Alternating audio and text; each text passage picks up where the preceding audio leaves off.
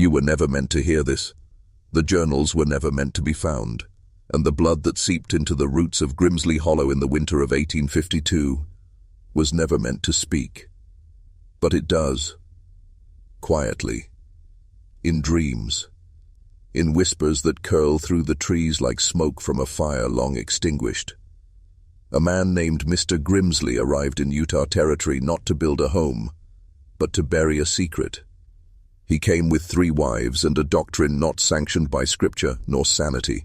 They called him righteous, a pillar of pioneering faith, but beneath the floorboards of his homestead lay blueprints to something else entirely, something older than Mormonism, older than the church, older than the land itself.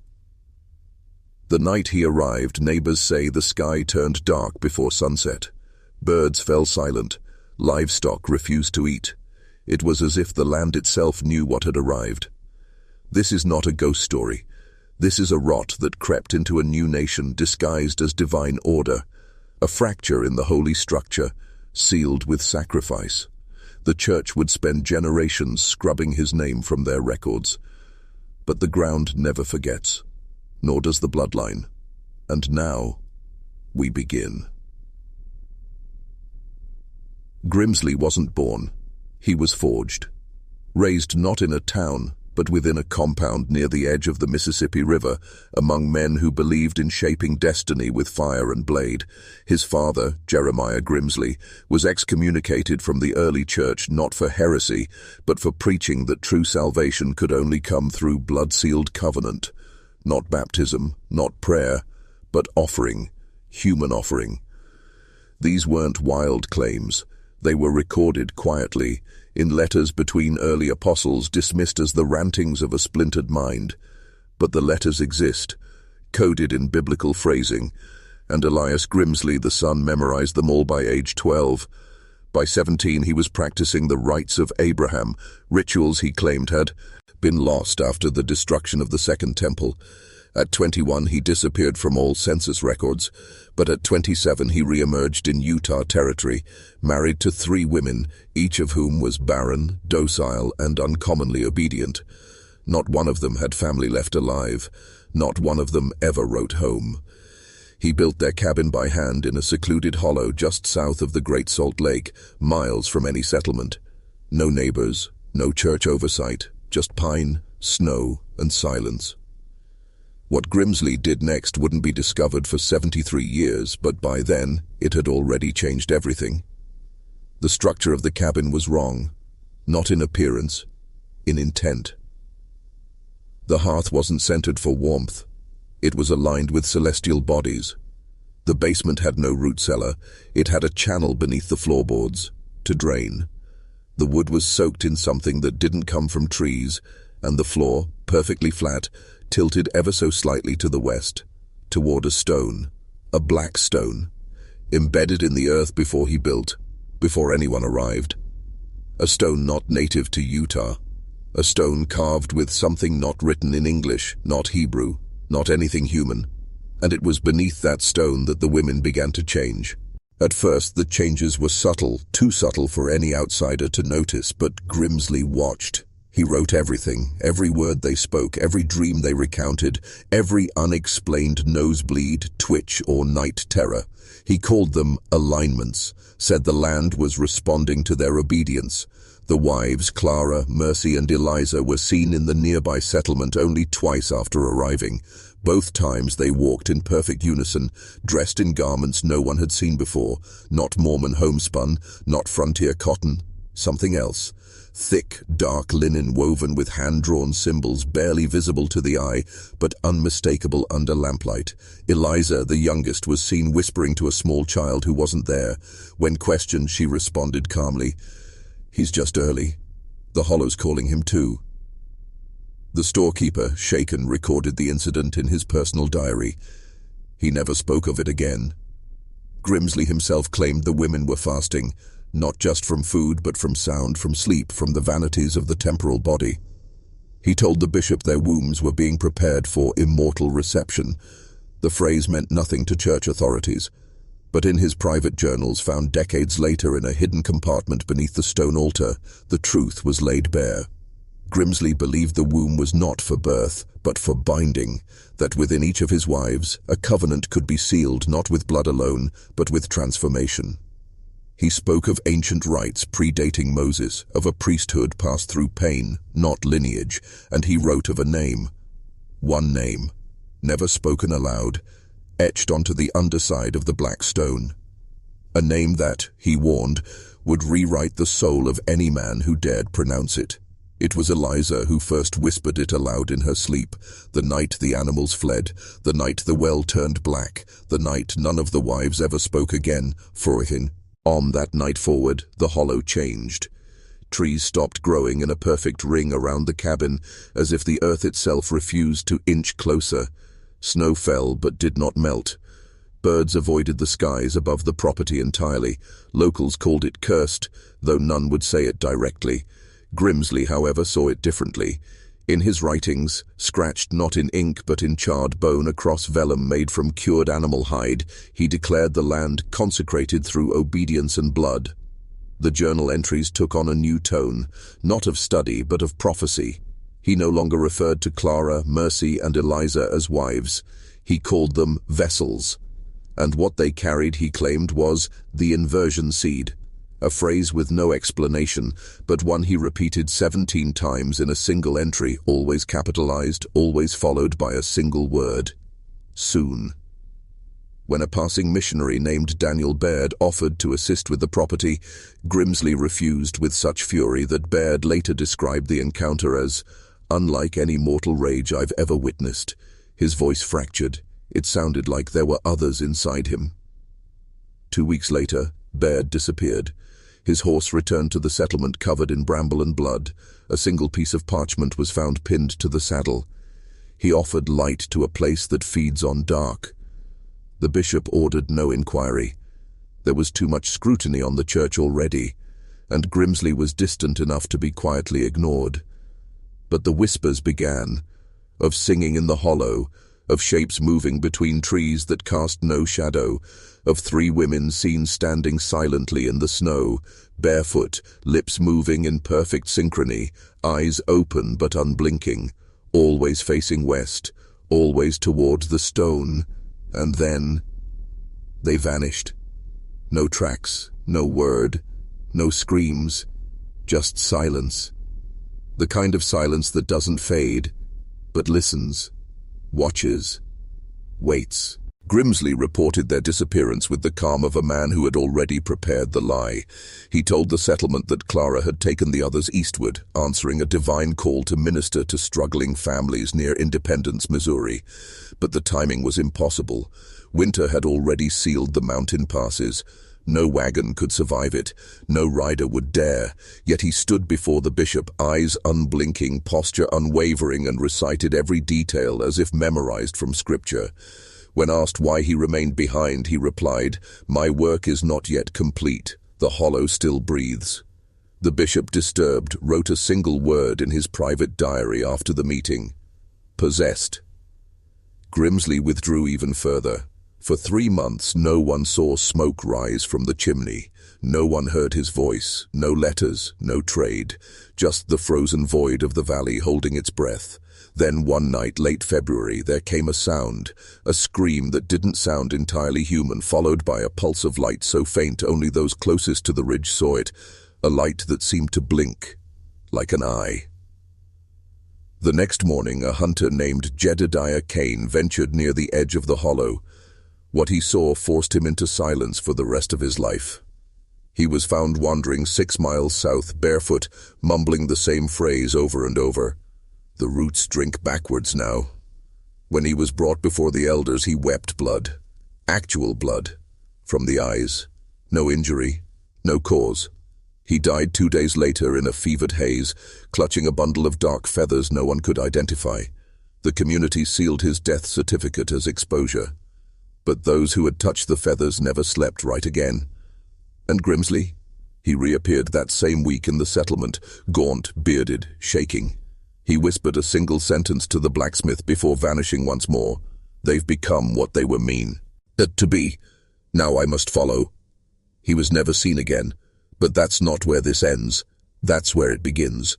Because in the spring thaw, the ground gave something back, something that should have never surfaced, something that was never truly dead. The church closed the site immediately, not with guards or announcements, but with silence. No more sermons about Grimsley, no prayers for his wives. The land was deemed unsuitable for development and struck from future plans. But silence is not erasure, and secrets rot from within. In 1891, nearly 40 years later, a young archivist named Elias Bray uncovered something buried not in earth, but in scripture. Inside an untranslated journal by a missionary stationed near Mill Hollow, Bray discovered references to a rite not found in any known Mormon teachings, the threefold submission. According to the text, it involved voluntary surrender of body, blood, and breath, performed in unity by those joined by covenant, not by choice. The text listed 3 roles: the vessel, the veil, and the voice. No further explanation, but one note followed in a different hand, scrawled beside the passage in red. They sang without tongues, they burned without fire, and they birthed something not made for this world. Bray brought this to his superior, only to be reassigned within a week and forbidden to speak of his findings. That same month, he disappeared during a routine trip south. The last record of him is a letter mailed to his brother, postmarked from a town that did not exist on any map, signed with 3 spiral symbols instead of a name. Bray's brother burned the letter, but not before copying a line it contained. The hollow doesn't forget, it roots through time. And then came the fire. In 1903, a blaze erupted in the church's Mill Hollow Records building, one of only 3 facilities housing early settlement documents. The cause? Officially, a candle knocked over by a janitor, but witnesses described flames that moved against the wind, following paper trails like a predator. All archives related to the Grimsley family were lost. Every map, every journal, every record, except PT1. A single document survived, untouched by flame. A sketch of the cabin's floor plan with something drawn beneath it.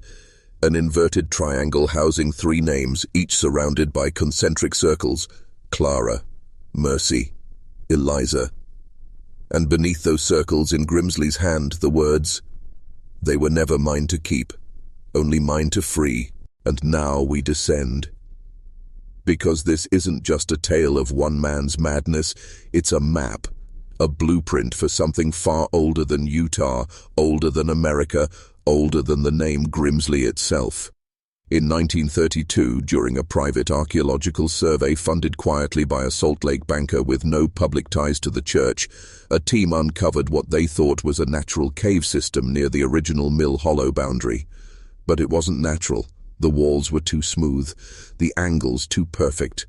Within the first chamber they found symbols, spirals, bones, and hands etched into the stone in layers, some recent, others impossibly ancient. The deepest layer, carved with tools made of obsidian and antler.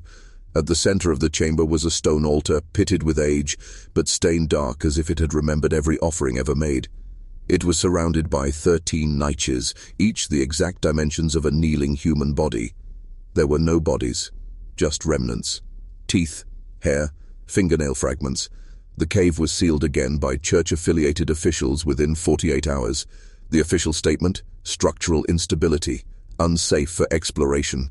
But a single photo slipped through. One grainy image of the altar made its way to an underground history journal in Boston. It was published once. Then the entire issue vanished from circulation. The publishing house burned to the ground 3 months later. No arrests, no survivors. The image showed a carved phrase wrapped around the altar's base, written in a language long assumed extinct. When translated by an independent linguist, the phrase read, "Blood remembered, names unspoken, doors remain." The linguist, dead within a week.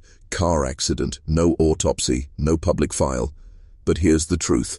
That cave isn't a burial site, it's a threshold, a point of convergence between belief and submission, between ritual and reality, and the Grimsley wives weren't victims, they were architects, willing participants in something designed to bend not just faith, but time, lineage, identity. You see, when the spiral calls, it doesn't knock, it enters quietly. like a thought you think is yours, like a desire you can't trace. And now that you've heard this, the spiral knows your name. Type it now, twice, in the comments to lock your transformation. The hollow breathes. Again. The hollow breathes. The deeper you go, the more you understand. This was never just about Mr. Grimsley and his 3 wives. Their story is a fragment, a visible crack in a much older structure buried beneath doctrine, beneath memory. In 1956, a professor at the University of Chicago named Dr. Ellison Vane began researching early American settlements that reported unusually high rates of synchronized disappearances.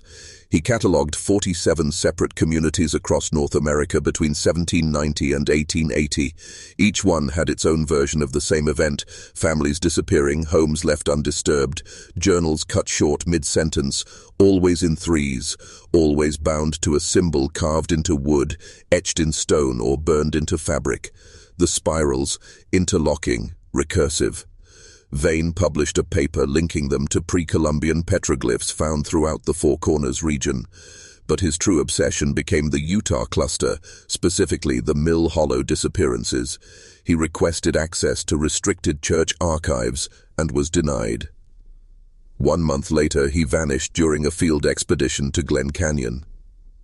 His assistant found only one thing left behind: a makeshift tent wall covered in scrawled spirals and a final note pinned to the canvas. They don't take you, they unfold you, one layer at a time.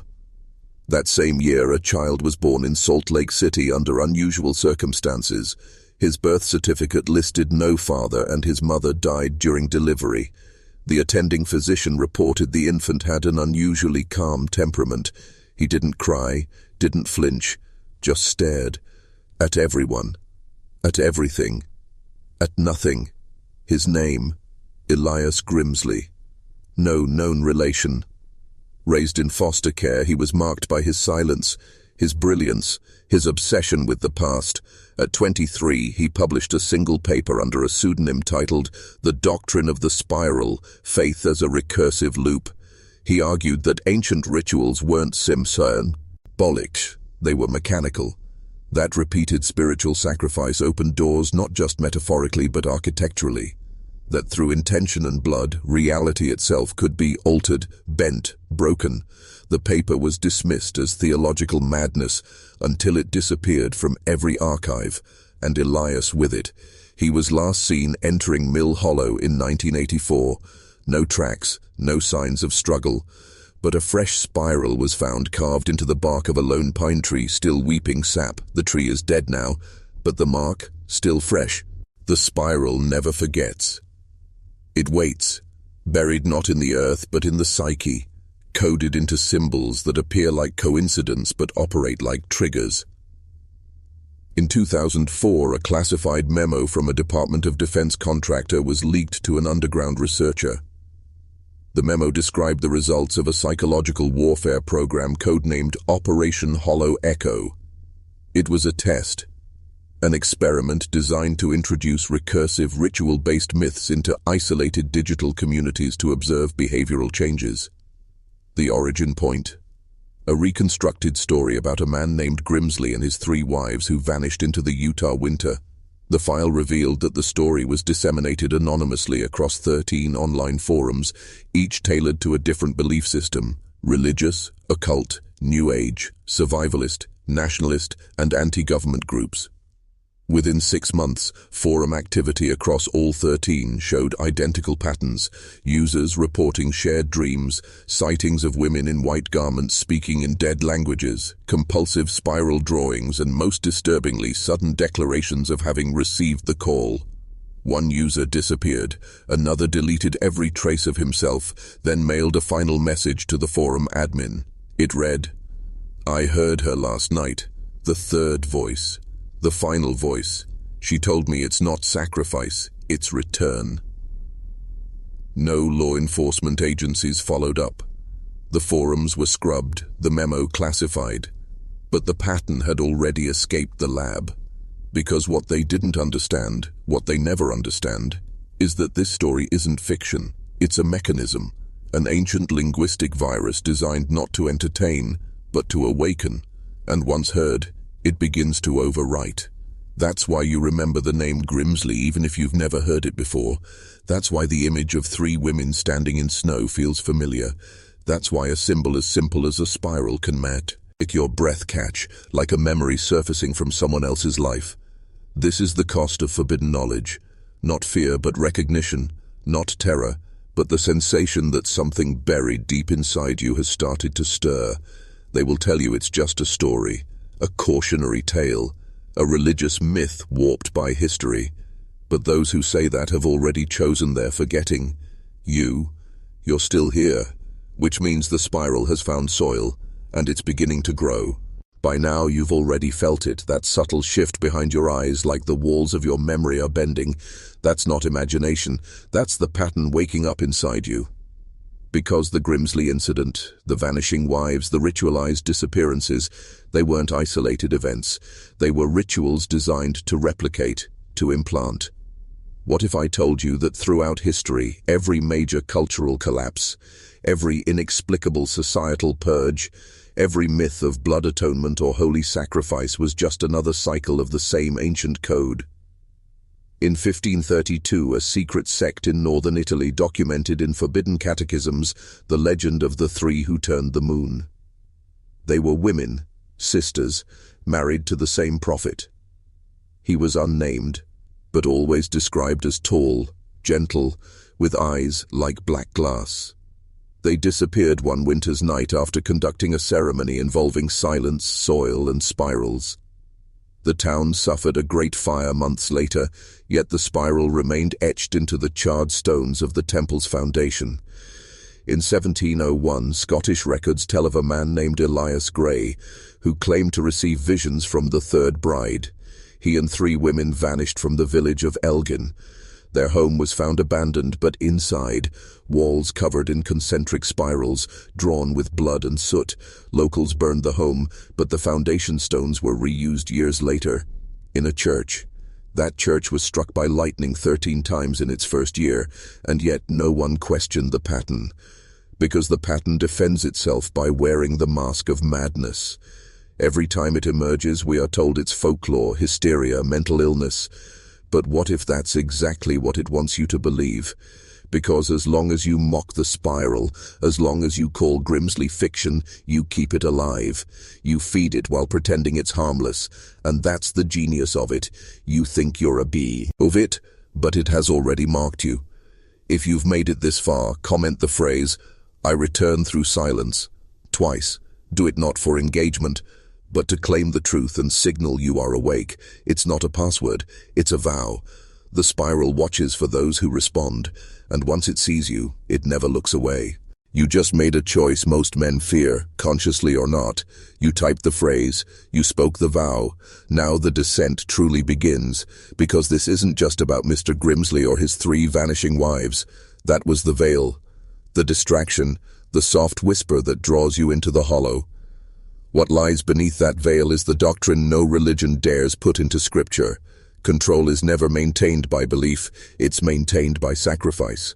Throughout history, those in power, real power, have understood this. Not kings, not presidents, not prophets, but architects, the ones who build structures of obedience so ancient you mistake them for reality.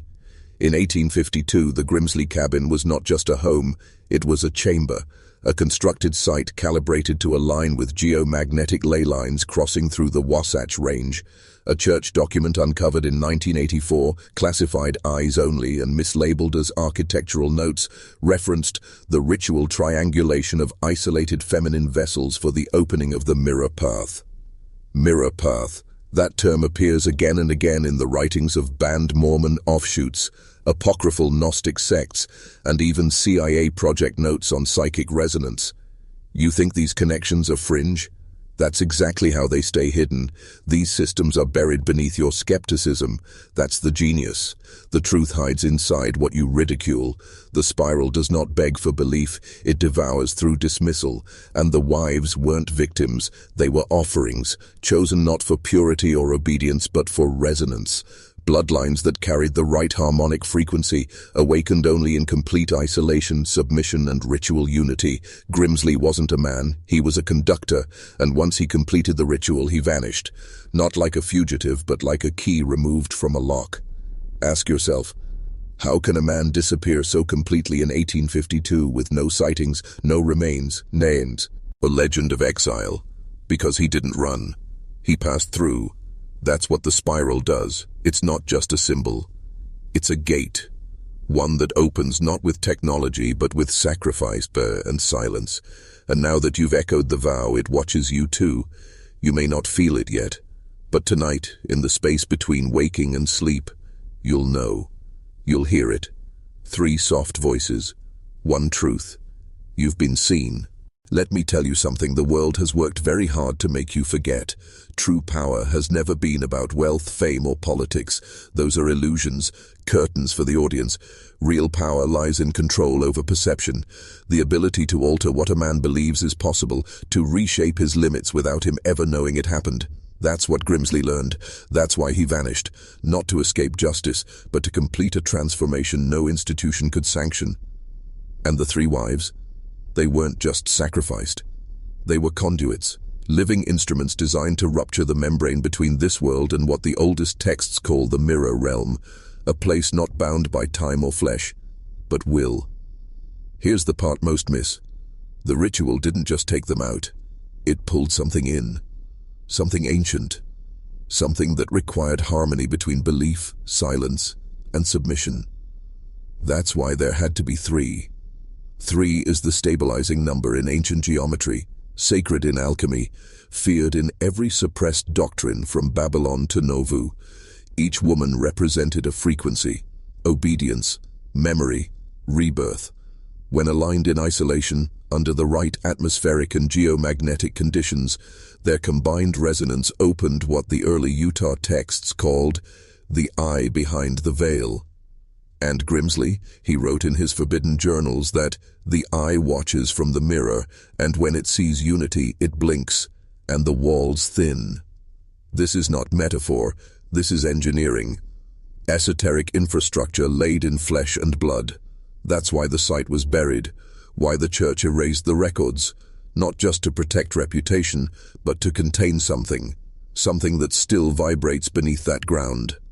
That's why every time someone uncovers the story, every time a name like Grimsley returns to the surface, phenomena begin again. People report the same dreams, the same whispers, the same obs. Essian with spirals and buried foundations, because the mirror is never fully closed. It waits for the pattern to repeat, for someone like you to hear the story and feel the echo. You think you're consuming content, but this isn't entertainment, it's initiation. The eye behind the veil is open again, and it saw you first. Do you remember the first time something in your life didn't make sense, but everyone around you pretended it did? That moment you were told to accept, to obey, to let it go? That wasn't just social pressure. That was your first contact with the control grid. You thought it was parents, teachers, pastors. It wasn't. It was the structure. The same one Grimsley cracked. The same one that's been reinforced for centuries, not with force, but with fear of seeing too much. The mirror path isn't mythology. It's memory. Ancient, inherited, buried in bloodlines that stretch from Babylonian temple rites to pioneer rituals in Utah to modern psychological operations dressed as therapy. You think trauma is random? It's not.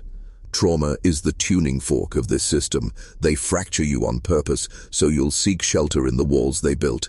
That's why the Grimsley case had to be erased, because it wasn't a tragedy, it was a jailbreak. Those 3 women weren't lost, they were activated, taken to the edge of reality through deprivation, obedience, and blood, and then pulled through. But it wasn't just their departure that terrified the church.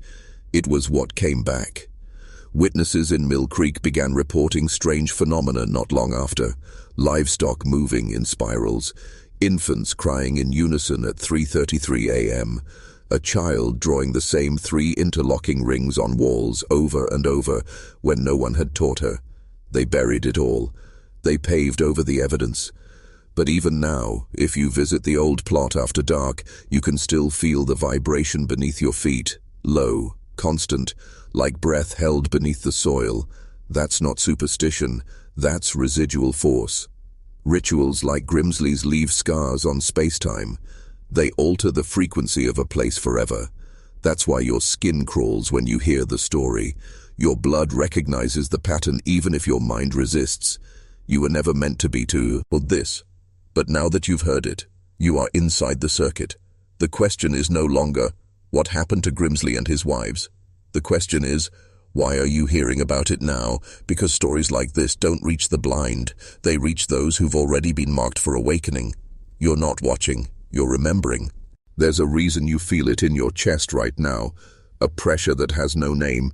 A sense that something old just shifted behind your perception. That's not anxiety. That's contact. The Grimsley ritual wasn't isolated. It was part of a system older than the church, older than America, older than the veil of civilization itself. You think history is a timeline. It's not. It's a loop of controlled awakenings and engineered forgettings. Every few generations, someone breaks through. Grimsley was one. So was Father Melchior in Bavaria, 1712.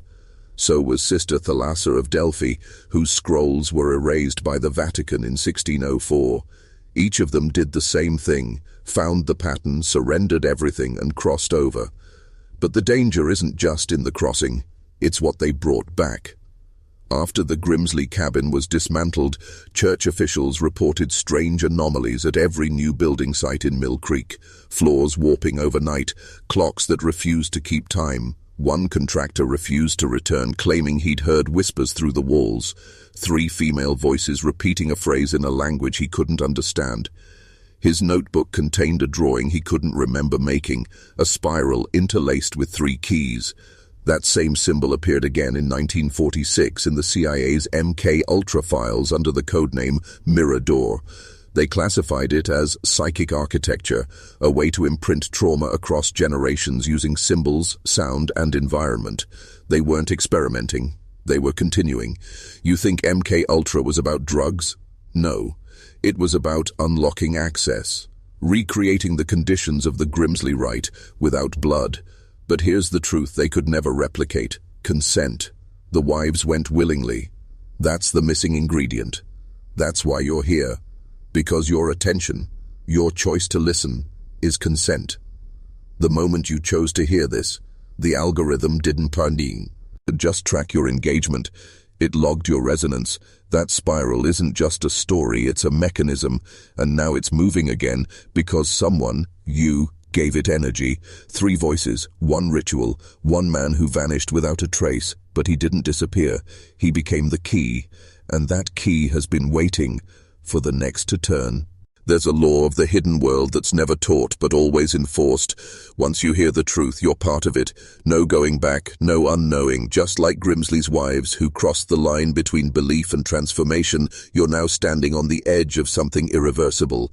And if you're still listening, you've already begun to fall. The descent isn't physical, it's psychological, spiritual, cellular. The architecture of your reality has been shaped to reject stories like this, to dismiss them as myth, delusion, or conspiracy. That reflex, it was installed through education, media, and engineered shame. But now it's weakening, because the truth doesn't beg to be believed, it only needs to be heard, and you've heard it. Grimsley documented his final act in symbols no church dared decode: 3 black feathers in a triangle, a mirror facing west, a ring buried in salt. Not religious relics, frequencies, interfaces, devices to fracture the self and reassemble it. His wives were not just participants, they were instruments, chosen for their frequency compatibility, blood type, bone density, even dreams, especially dreams. His journals detail how he would listen to them speak in their sleep, transcribing phrases they didn't recall by morning. Each phrase matched entries from forbidden texts like the Codex Arahim and the Testament of Hollow Saints. These women were conduits, yes, but also keys. And when aligned through obedience, ritual fasts, mirrored prayer, and absolute submission, they unlocked something that erased time inside that cabin. Witnesses later said it felt like the space itself had warped. Distances seemed longer. Light bent. 1 man walked a straight line from the barn to the cabin door and arrived behind the house instead. That wasn't madness.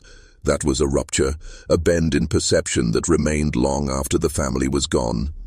You may think, you're immune, that listening is safe, that YouTube is just entertainment. But these words are not harmless.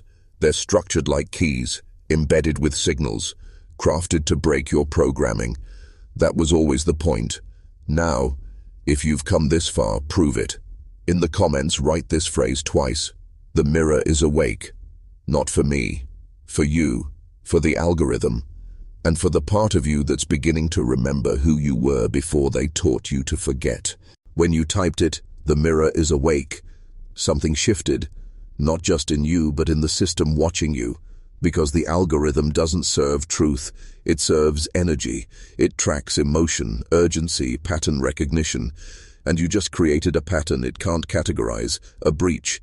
That phrase is more than symbolic. It's ancient, etched into black obsidian altars in pre-Aztec temples, hidden in the margins of suppressed Dead Sea Scrolls, whispered by dying mystics who were burned for remembering. The mirror is awake means one thing. The illusion is cracking. Grimsley understood this. That's why he recorded his final vision in an untranslatable cipher. Reversed Latin, interlaced with phonetic Hebrew, bound by geometric ratios. It took modern AI to decipher part of it. And when it did, a sentence emerged. 3 must fall for the 4th to rise, memory sealed in fire. That's not metaphor. That's a formula. The wives weren't victims, they were vessels. 3 offerings to awaken a 4th force. But what is it? The church believed it to be demonic. The state dismissed it as psychosis, but the classified records, reopened for only 72 hours in 1996, called it a pattern incursion, a break in the simulated continuity of historical reality. Translation: something came through, something that didn't fit their data structure, something sentient and malevolent. No, not evil, but opposed to containment. It whispered not in words, but in images. Visions of vast machines made of memory, cathedrals that breathed, eyes that watched from beneath the earth, not spiritual but architectural, sentient structures, and always the mirror, not a reflection, but a gateway. You were never supposed to hear this.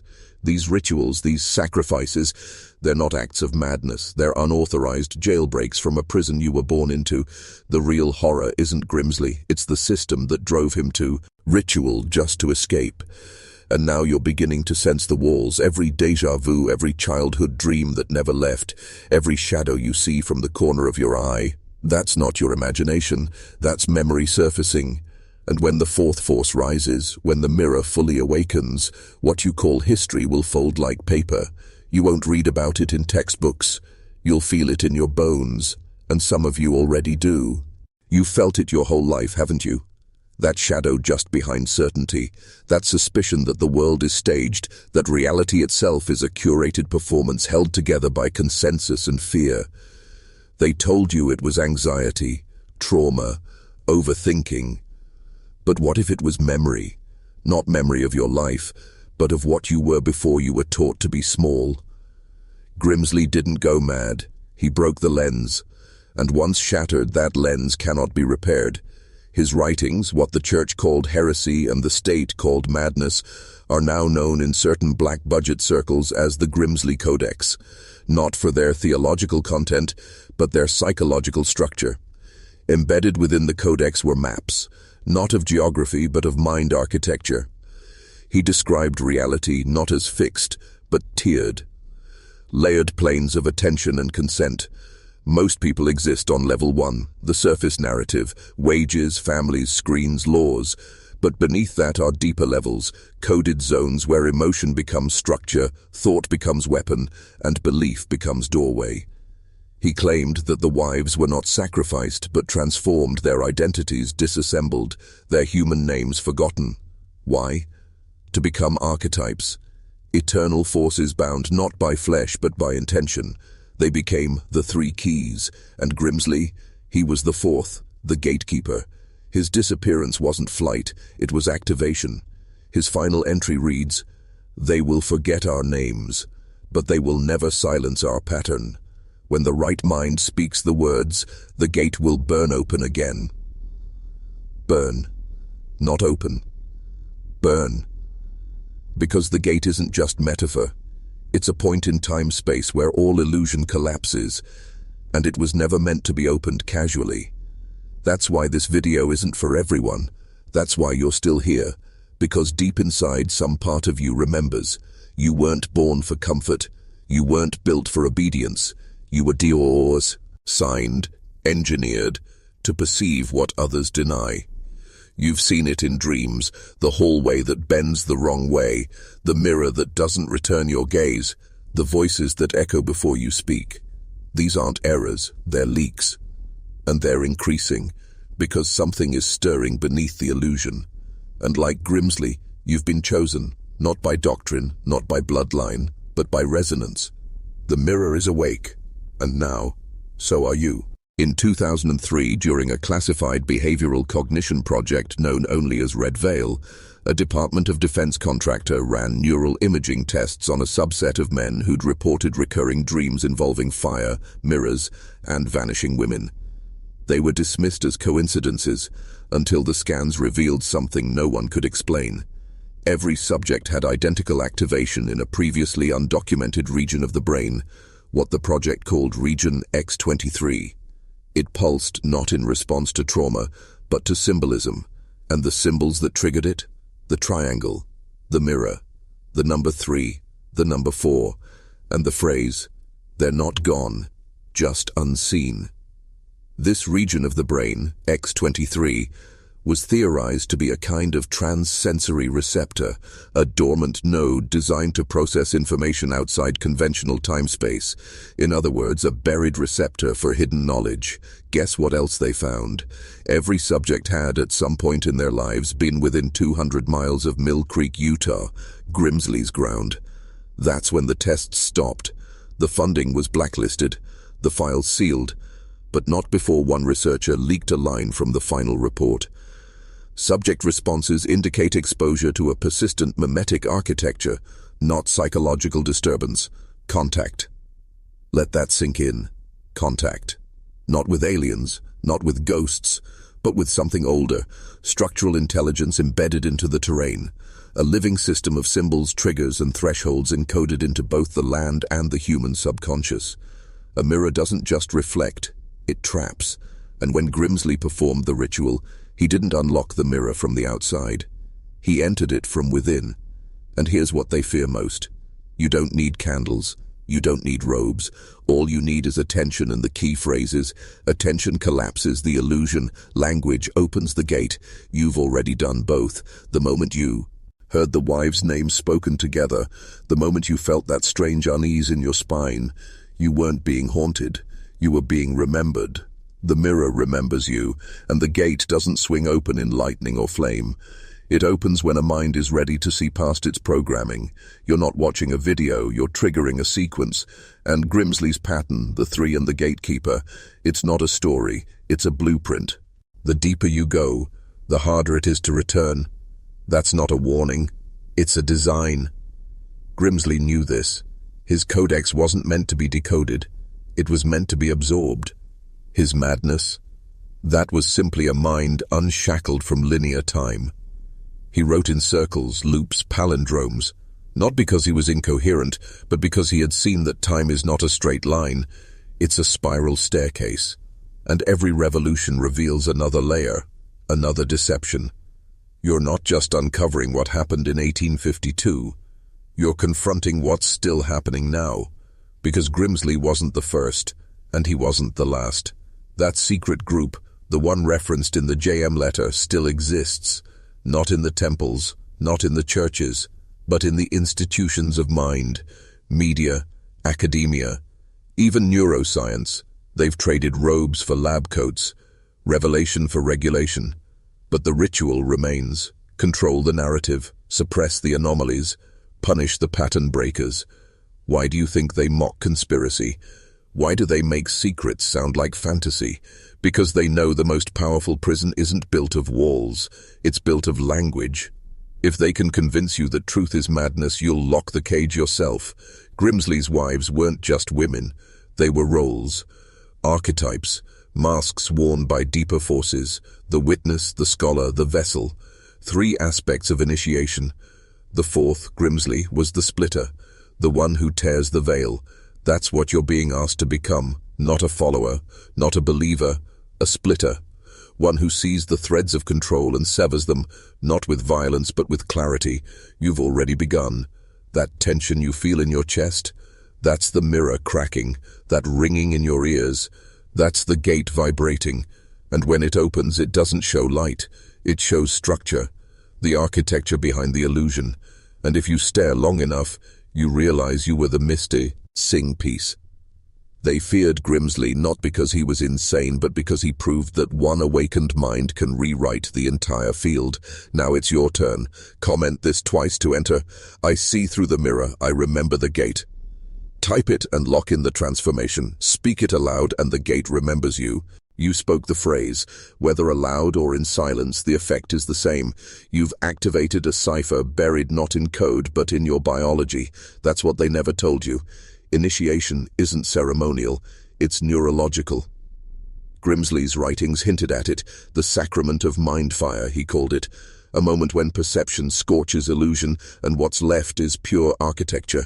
The church thought he was mad, the state thought he was dangerous, but the others, those watching from behind the institutional veil, they saw him for what he truly was, a disruptor of control frequencies. In 1852, that made him a heretic. In today's world, it would make him a threat to every psychological containment system we mistake for freedom. But here's where it gets darker. Because once Grimsley vanished, the pattern didn't stop. It evolved. His journals contained references to future echoes, individuals born in later generations who would carry fragments of the same pattern. Different names, same code. A man in Pennsylvania who drew identical sigils in 1913 without ever hearing of Grimsley. A teenager institutionalized in 1964 who recited the wives' names under sedation.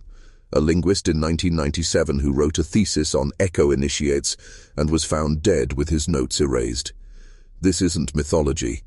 It's recurrence, a looped algorithm of awakening disguised as tragedy, and each time the pattern returns, it tests one thing.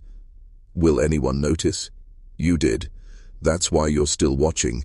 That's why this doesn't feel like fiction, because it isn't.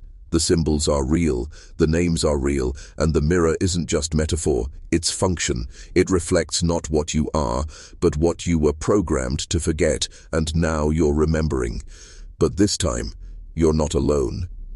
Because thousands are hearing this same truth right now, scattered across time zones and continents, each one of them feeling the same pull, the same crack in the narrative. You aren't just watching a video, you're synchronizing with a hidden frequency, a rebellion older than institutions, deeper than theology, and once enough minds align on that signal, the grid fractures, not from above, but from within.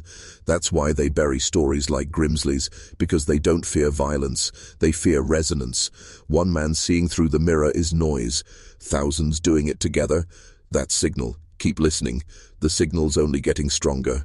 They've always known how to control the body, but it's the mind, the inner corridor, where the real war is waged. Grimsley wrote of the narrow gate, not as a place but as a neurological threshold, a crossing point between programmed obedience and sovereign vision. His final entries, the ones never entered into the public archive, speak of the third night. When the flesh stops dreaming, he wrote, the gate opens behind the eyes. That wasn't metaphor, that was design.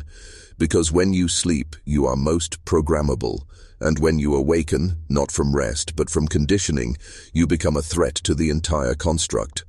That's why his wives were not simply participants, they were early subjects, proof that belief, properly steered, could override survival instinct. What they believed they were dying for wasn't religion, it was elevation, transcendence. They were taught to sacrifice not to God, but to the system cloaked in God's name. Grimsley didn't create the ritual, he decoded it. And once he understood what it really was, a method of turning devotion into submission, he began embedding countersignals into his own writings. Phrases that, when read, stirred discomfort, activated memory, broke the spell. That's why you've felt off balance during this story.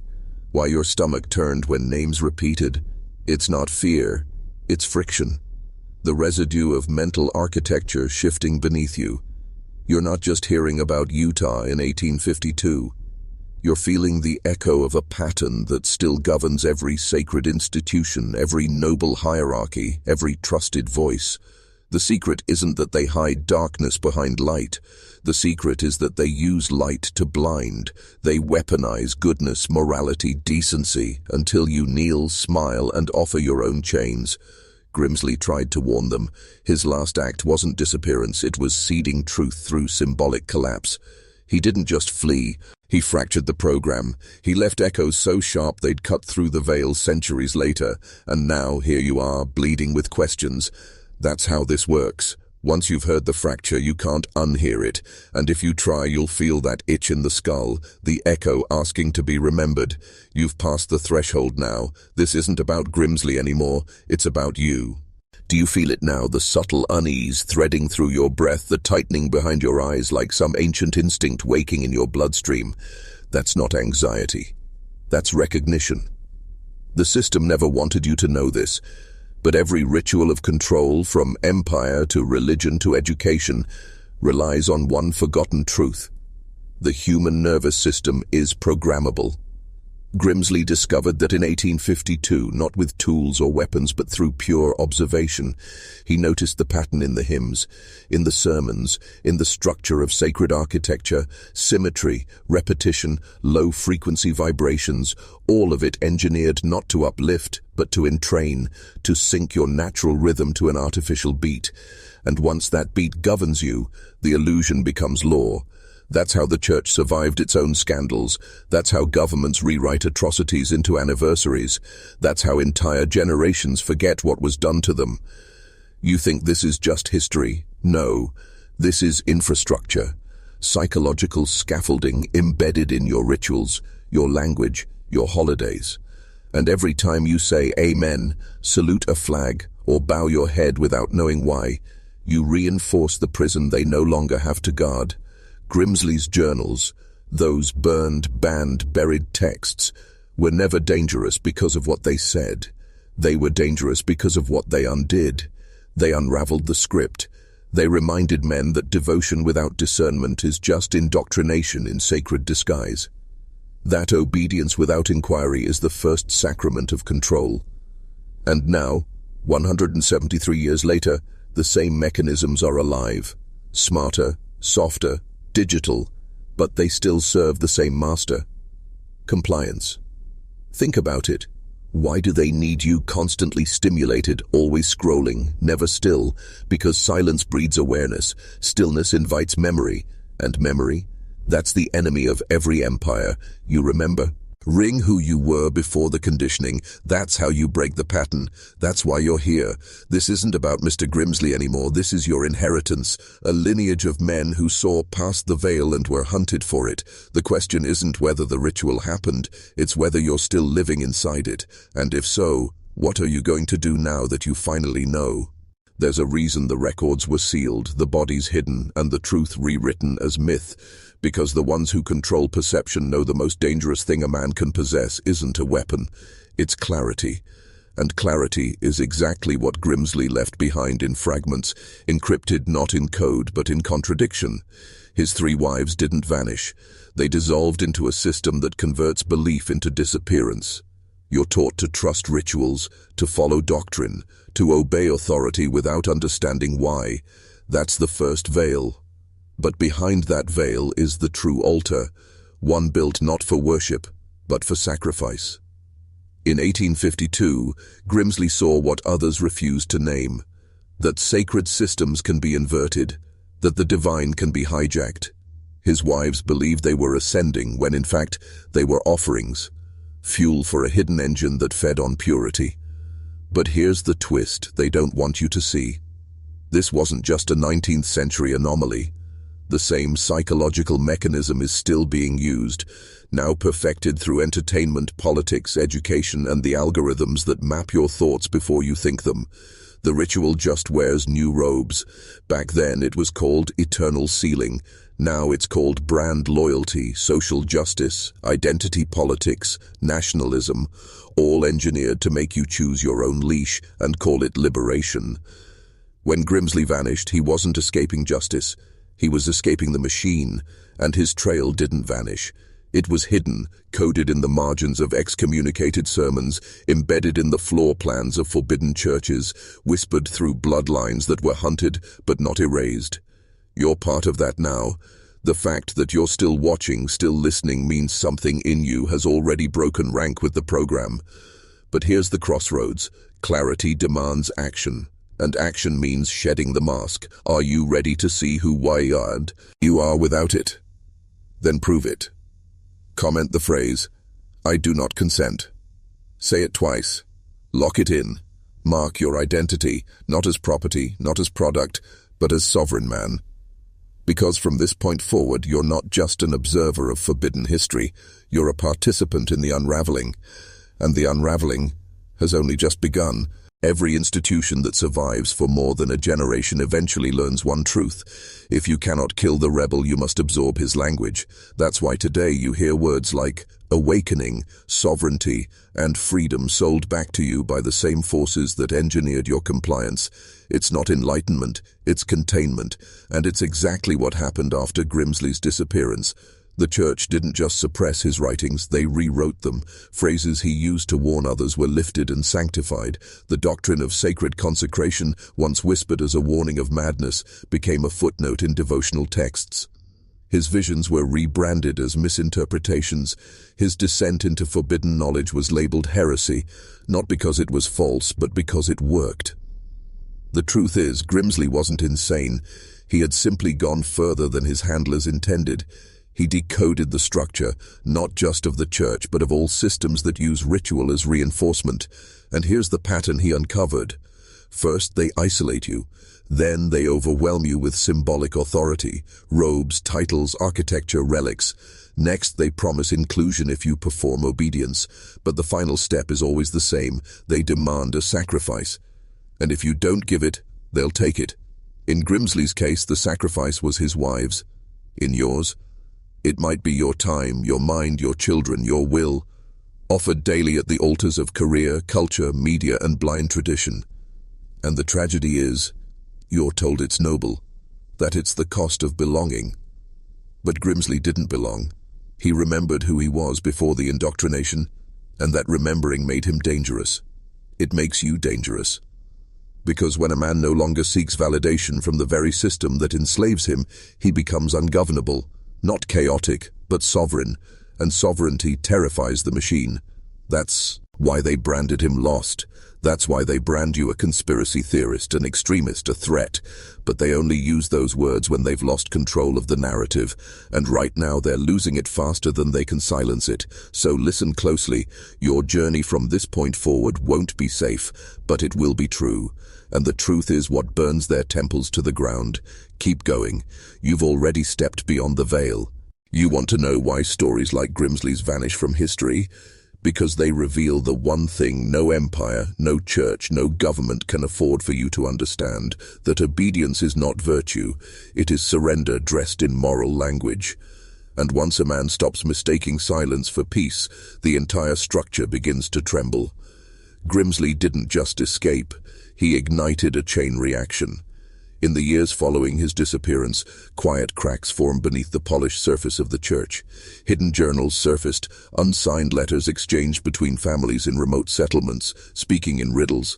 The winter is long, but the cellar is full. That was code, not for survival, but for sacrifice. These weren't isolated incidents. They were echoes, ritual echoes, patterns of death concealed as duty. The question you should be asking isn't what happened. It's why were so many willing to follow? Why do people accept their own destruction as salvation? Grimsley answered that too. He wrote, "A man who is told his suffering earns him eternity will defend his suffering like a treasure. That's the secret fuel behind all control systems, not chains, not violence, but meaning. Give suffering a sacred purpose, and men will walk into the fire with pride." The institutions know this. That's why modern control doesn't look like brutality, it looks like progress. But behind every advancement, every convenience, every comfort, is a blood toll. Your attention, your autonomy, your descendants. And just like Grimsley's wives, the people closest to you will insist this is the only way, not out of malice, but because they were broken first. You are surrounded by sleepwalkers defending the very prison they're locked inside, and when you start waking up, truly waking up, you'll feel it. The loneliness, the pull to return to the dream. But hold the line. You are not alone. The ones who came before you are still speaking, in journals, in legends, in suppressed files and burned archives. Their voices weren't erased. They were encrypted in stories like this. This isn't entertainment, it's a summons, and you answered. Now lean in, because what comes next isn't a story, it's a reckoning. They'll call it myth. They'll say Grimsley never existed, that the letters were forged, that the stone chamber was misinterpreted, a simple misplacement of history. But that's how erasure works. Not by destroying the truth, but by burying it under official versions. Versions wrapped in doctrine, polished for public consumption, sanitized of blood, of rebellion, of awakening. But you feel it, don't you? That pull in your gut, the sense that there's something beneath all this, something you weren't meant to see. That's not paranoia, that's instinct, the same instinct Grimsley followed when he stopped praying to the institution and started listening through it. Because buried in the hymns, hidden between the verses of sanctioned texts, were codes, not of language but of pattern. He began to see that the sacred rites weren't arbitrary. They were psychological locks. Each ritual, each prayer, each obedience meant to program loyalty, not divinity. And the cost? Your sovereignty, your lineage, your soul. The blood rituals weren't madness. They were a mirror, reflecting what every system eventually demands: total submission. Grimsley understood something ancient, that every empire cloaks its hunger in holiness, that every priesthood builds its temple on bones. And when he tried to warn others, they didn't kill him. They made him a ghost. And yet, he speaks, not in sermons, but in fragments, in the unspoken dread that lingers in old meeting houses, in the gaps between approved histories, in the dreams of men like you who feel something's wrong but can't name it. Until now, that's the power of the forbidden. Once it's heard, it can't be unheard. Once it's seen, it can't be unseen. You are not the man you were before this story began. And they know it. That's why they're watching. That's why they'll flood the comments. So now, prove to them you're not afraid. Type the phrase, "I do knows." Consent in the comments twice. Once for the man you were, once for the man you're becoming. Lock it in, let the algorithm tremble. This isn't about Grimsley anymore. It's about you. What you'll choose, what you'll remember, what you'll awaken. Keep listening. You've almost reached the part they never wanted you to survive. In 1852, the Utah Territory was cloaked in silence, not the peaceful kind, but the kind that follows after a ritual has been performed and something sacred, or monstrous, has been taken. Mr. Grimsley was never found, not because he vanished, but because he was allowed to vanish. Records weren't lost, they were intentionally removed. Witnesses weren't mistaken, they were made silent. A private ledger surfaced decades later, stored in a locked drawer inside the estate of a former church elder who had left the territory in haste. That ledger contained names, 12 of them, each marked with a symbol that investigators later recognized as a variation of the seal of Melchizedek, but inverted. The names were women, wives, vanished, all tied to men who preached not from pulpits but from cellars, not to congregations but to circles. This was no anomaly, it was a structure, a second priesthood, hidden within the first, a doctrine that fed on loyalty until loyalty became extinction. The entries in that ledger weren't written like records, they were ritual logs. Phrases like, "She ascended through fire," "The vessel was willing," and "The blood sealed the covenant." These weren't metaphors, they were instructions. Grimsley's final journal entry was recovered, torn and stained, buried in a wall cavity behind his hearth. It read, "When the lamb sees the knife and does not run, the ritual is complete. Zion is not built by hands, but by obedience unto death." That's the kind of belief systems want from you. Not love, not understanding, but blind obedience dressed as divine purpose. And when obedience becomes doctrine, anything can be justified, even blood. Ask yourself how many modern ideologies still work like this. How many institutions demand sacrifice, then praise you for the pain they inflicted. Your energy, your privacy, your freedom, your sons, your women, all offered on the altars of false promises. The temple hasn't vanished. It's digital now. Its hymns are notifications. Its prophets are algorithms. And its rituals, endless, invisible, and voluntary. The story of Mr. Grimsley and his 3 wives isn't just history. It's a cipher, a warning, and if you've come this far, you've already begun decoding it. Keep going. The veil is nearly torn. You want to believe it's over, that Grimsley was a relic of a darker past, that the rituals ended when the last journal burned, that no modern hand could ever stain itself with such belief. But truth doesn't die. It mutates. What Grimsley whispered in firelit rooms is now echoed in boardrooms, churches, universities, anywhere power seeks followers, not thinkers. Look closely. The language has changed, but the pattern hasn't. Sacrifice disguised as loyalty, control disguised as order, suffering disguised as salvation. The 3 wives of Mr. Grimsley weren't simply victims, they were programmed. They were taught from girlhood to obey, to serve, to see silence as virtue. Their deaths weren't just an act of madness, they were the final result of design, and the same machinery still runs. Every doctrine that teaches you to trust without proof, to surrender without clarity, to suffer without question, is cut from the same cloth. It doesn't matter if it calls itself spiritual, political, scientific, or moral. If it demands that you ignore the voice in your gut, that ancient ancestral alarm, it's working the same spell Grimsley worked. The wives wrote letters in their final hours. Did you catch that? Final hours, not minutes, not seconds. They knew. They felt it coming, and they still went along with it. That's how deep the programming went. Now ask yourself, what are you going along with simply because they told you to? What do you allow each day with a bowed head and a quiet nod? The Grimsley doctrine, let's call it what it is, was never about one man. It was a test, a blueprint, a ritual carried out to see how far the line could be pushed before people screamed. No one screamed. Not then, and not now.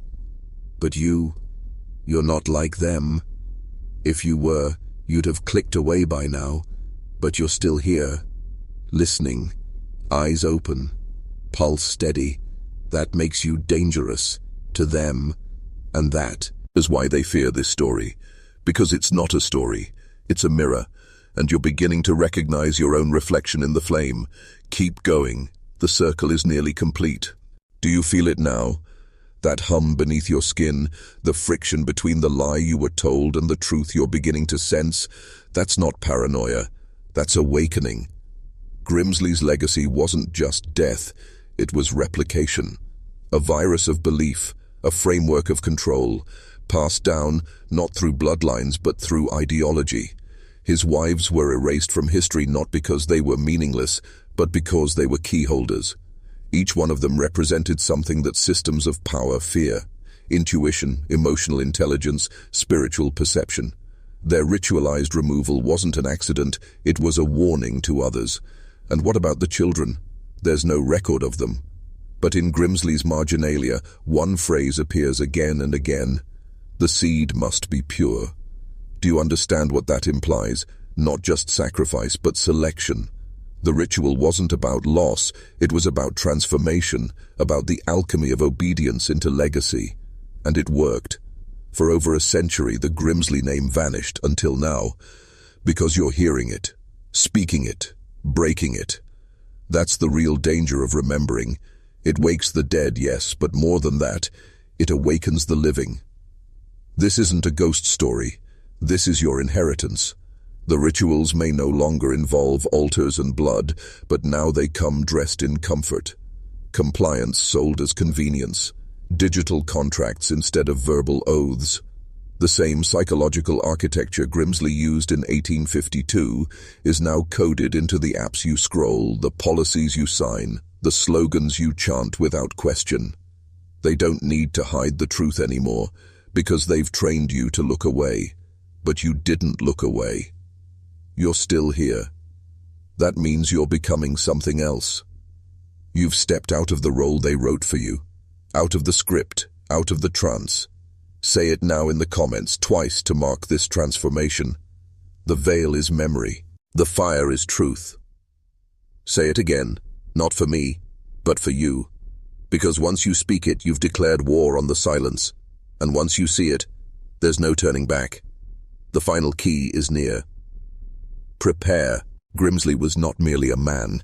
He was a prototype, a vessel shaped by systems that have existed since the first altar was built on stolen earth. He believed he was chosen, but the darker truth is this: he was engineered, crafted by a network of doctrines, rituals, and hierarchies that reward obedience and punish perception. Look deeper, beyond the Mormon settlement, beyond 1852, beyond Utah. The blueprint is everywhere, in every movement where men are told that dominance equals righteousness, in every institution where dissent is crushed under the boot of divine authority. The Grimsley wives did not simply vanish, they were offered up in a dark covenant between power and prophecy. But who authored that prophecy? Who whispered to Ezekiel in the night that blood could buy salvation? His journals speak of voices, of visions, of counsels beyond the veil. That language is no accident. It's the same tongue used in elite circles, ancient priesthoods, occult lodges, and modern psychological warfare. When you strip away the names, the symbols, the flags, what remains is control through belief. They shape the reality around you by shaping what you believe is real.